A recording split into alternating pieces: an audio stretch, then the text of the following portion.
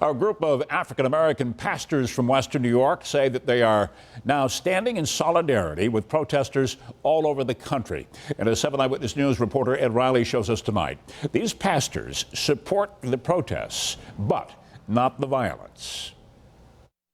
Even now we pray for the family of George Floyd. Starting with a prayer for peace and healing, more than 30 African-American pastors from various Western New York churches gathered at Calvary Baptist Church in Buffalo.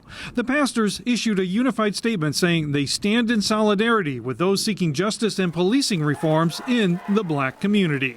The revolution that is taking place now, we must not allow it to fade into the background. While the pastors support the peaceful protesters and the call for increased dialogue between police and the community, they do not support those who are committing acts of violence. Even here I heard stories of people agitating the crowd and as they leave dropping rocks down and disappearing, and so people could take the rocks and throw them. Pastor Thomas Hill is in his later 70s. He has seen a lot of civil rights efforts during his lifetime. There's been a change for a modest period of time, but then we came right back to the same issues again. He believes what we're seeing now is different and will have a long-lasting effect. We're praying at this time that we totally eradicate, totally eliminate the problems that we have. That sentiment was echoed by other pastors who thought the large numbers of people of all races taking part in the protest is a very hopeful sign. We're removing ourselves from racism and from color and understand each other as human beings first. Reverend Mark Blue is president of the NAACP Buffalo branch. He believes lawmakers need to repeal a state law